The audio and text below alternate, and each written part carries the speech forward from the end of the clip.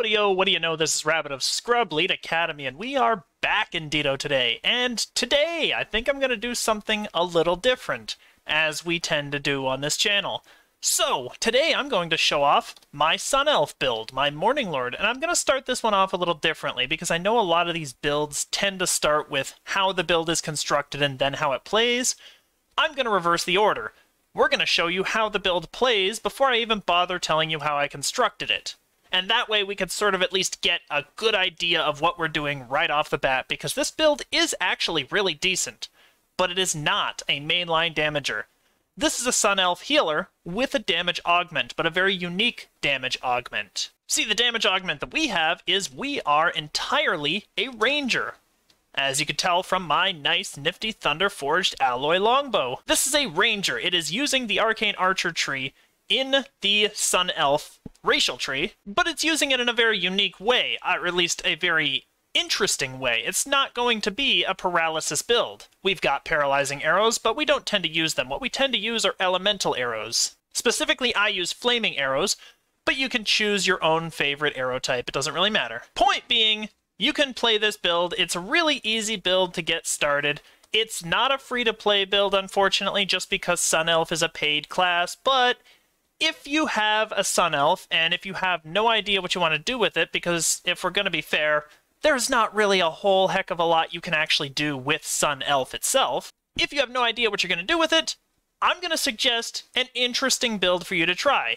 And Arcane Archer happens to be a very interesting build. It's one of those builds that took a while to try and figure out exactly how I was going to do it, just because there's not really that many guides for Sun Elf out there, and there's not really that much support or help for it. But it's a decent enough attacking build. It's a very good support build, because Cleric is one of the best support classes in the game, and all in all, it's not too shabby when it comes to DCs, at least in low content. So we're going to go in Chains of Flame and just see what's up. So, this dungeon I tend to not like all that much, just because it tends to be an extremely obnoxious one for the traps. But we'll go ahead and we'll just start cleaning up these guys up here. This is pretty low scale content, but these dudes can still do some decent work to a lot of other tunes.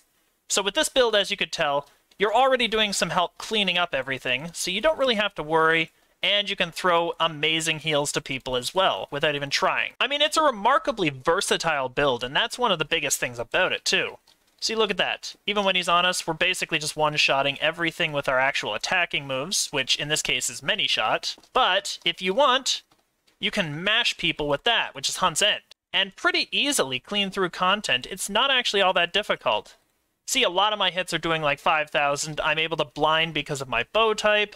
It's not a very difficult bow to use, and it has a lot of built-in healing that you don't need to really specialize for, because you have nifty things like Smite Foe and Smite Evil. I took the healing version and regenerating smites, so you've got a lot of extra healing options that you wouldn't normally have. Considering that this build actually uses the Arcane Archer as a mainline tree and doesn't really use the Cleric healing tree, Radiant Servant, it's actually a very decent option for that. So as you can see, we're just cleaning through this really quickly. It's actually not really all that big a deal. I think I'm not drawing enough mobs together, honestly. Probably can go for a few more.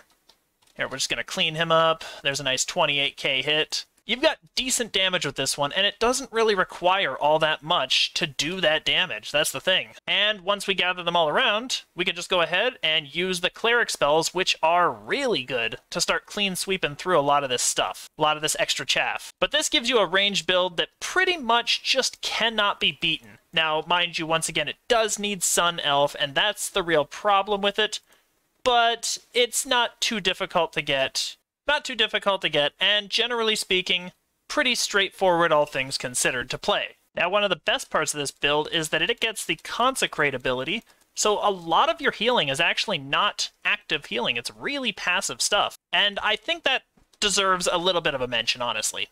Once again, though, this is definitely a support tune. It's not actually a mainline damager, so you probably aren't going to be soloing a hell of a lot with this, but you will do a lot of extra work with it, and that's the thing. For low-level content like this, though, it'll be pretty straightforward. It's pretty easy. You can do a little bit of soloing with that.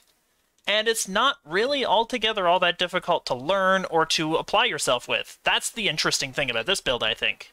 It seems like it's a lot more complicated than it actually is, but really I've only got 4 main attacking abilities, Final Strike exists, but I don't really bother with it. It's got enough defense that it can take traps. It's just a baseline good class. Now we might need to clean up some of these, but once again... come on. Your auto attacks are not extremely good, but they're generally decent for low-level content, which is why I'm not super concerned about this. See, we can clean stuff up pretty easily. And for the most part, your damage comes from your many-shot, but once again, you get to apply all of those damage dice, which is usually about 500 extra damage every time you hit them.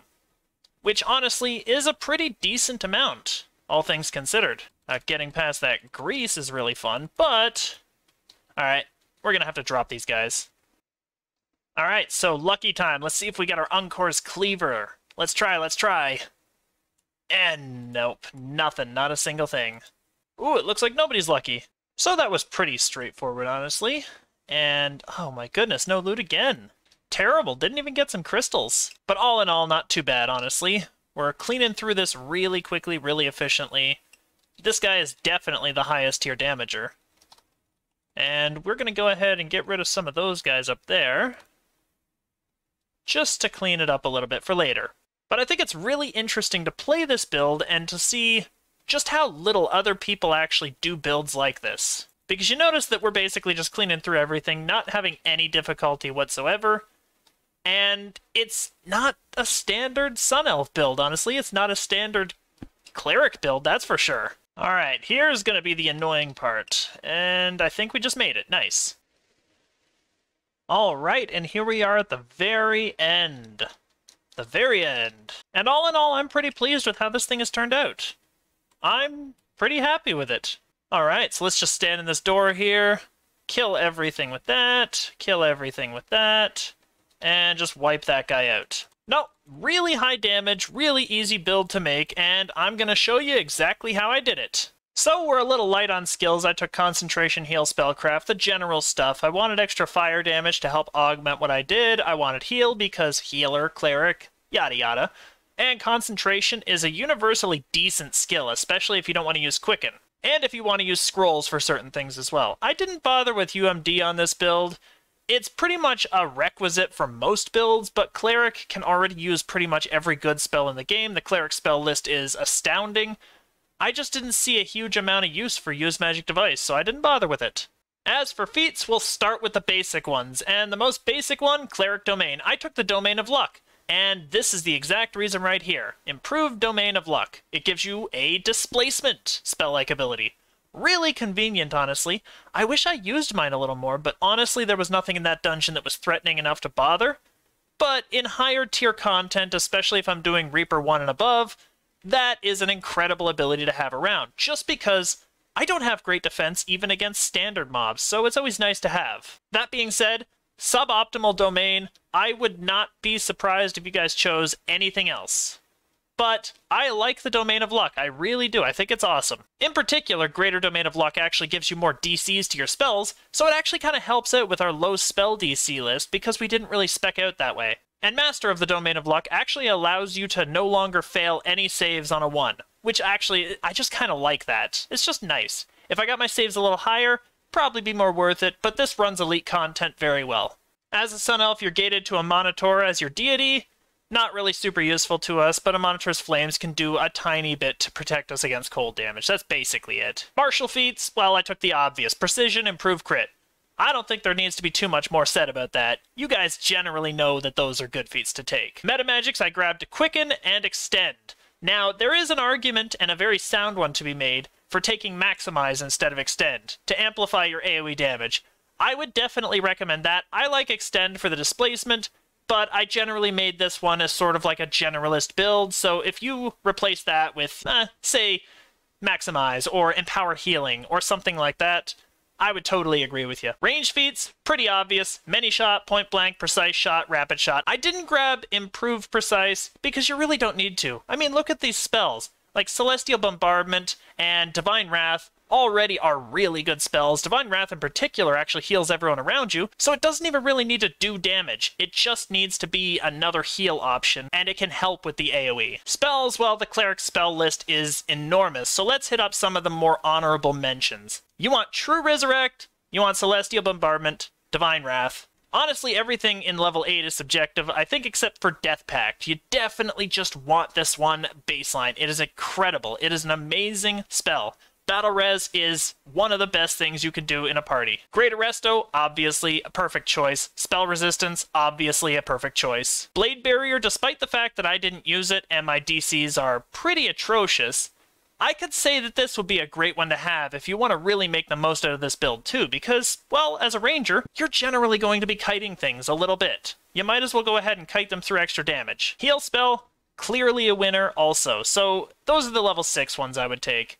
And honestly, I kinda just like Word of Recall, even though I don't really tend to use it all that much. It's just nice to have another teleport just in case you're on cooldown for something else. And those are the ones I would generally take. I think that's pretty decent. Otherwise, you know, take what you feel like. It's generally pretty good. I think the only other mention I would give here is Death Ward Mass, because Death Ward Mass is something that everybody really likes. So grab that along the way. You've got way more than enough spell slots to do so. Enhancements, well, as you could tell, I went pretty minimalistic with it. Morning Lord, I tended to grab the Rejuvenation of Dawn. That's an amazing heal. It's basically like a Kingly Recovery or a Unyielding Sovereignty, but you get a couple of them, and it's pretty nice to use. Enchantment Lore, just to amp up your Paralysis Arrows in case that's the way you want to go. And Arcane Archer, you might have to waste points. I mean, you definitely have to waste an Arcanum, so it's a little unfortunate, but whatever. Now, as for the build itself, Arcane Archer, you can tell I took pretty much everything along the way except for the actual attacks, because Arcane Archer's attacks, as everybody probably knows,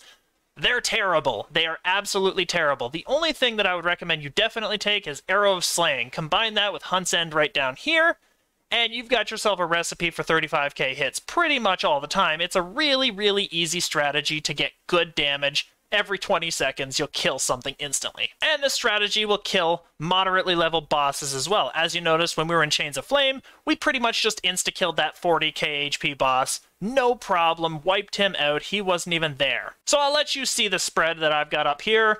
You don't really need to hear verbatim everything that's on here. At least I hope not. You can just generally see, test it out yourself. If you find anything that's a little better for Arcane Archer, go for it. I have no problem with that. It's your build, you do as you do. Now, I took in War Priest partly because I wanted to actually be a real cleric, but also because I think that there's some decent and undervalued options in this tree. Now, I took the favored weapon line for extra hit and damage. I didn't actually take Horizon Walker because, well, Horizon Walker fucking sucks, so the hell with that. So what I decided to do was actually go this route. I've got my religious weapon here, and I'll show you exactly how I got that in just a moment, because it's a longbow, so it doesn't seem like I should. But there is a strategy. Basically, what we've got here, ameliorating strikes, we want a little bit more healing, and that's what we've got with our Smite Foe ranged attack down here. So we build up for that, but we take all the goodies along the way. The Fizzy Resist, the HP, the extra vulnerability, and the chance that whenever somebody casts on me, they're going to fall on their ass. You know, Magic Backlash, it's always been one of my favorite abilities.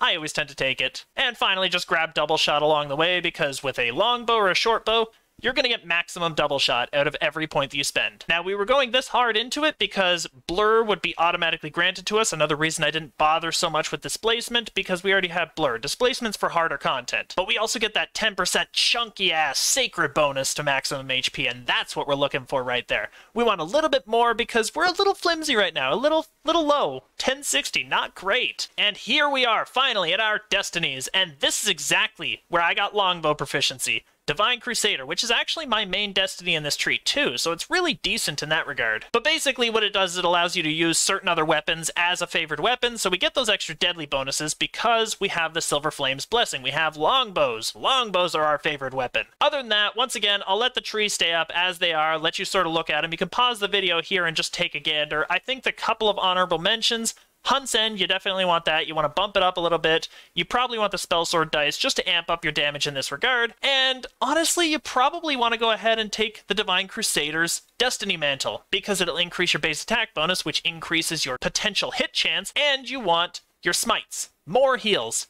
This right here, godsend. Absolutely love it. Other than that, that's my Sun Elf build. It's a pretty easy basic build. It doesn't require too much. The only thing you actually require, the only thing you have to pay for on this one, is the Sun Elf itself. But if you're stuck with a Sun Elf life and you don't really know what to do with it, and you have no idea how to make this stupid thing do anything, which, to be honest, when I was playing it the first time, was where I stood, you've got a new build option now. Sun Elf, Arcane Archer, use Slaying Arrow. It is extremely good. I'd like to give a special thanks to Sky, Heaven, Jack Jibbers, and Lockion for joining me on that dungeon. That being said, that's all I've got for you today. If you enjoyed what we did here today, make sure you support your local academy in the comment section down below and like and share this video all over the place. If you didn't, then still pulverize that like button and leave a comment. Oh, it does definitely help with the YouTube algorithm. As always, thank you so much for watching and have a great day.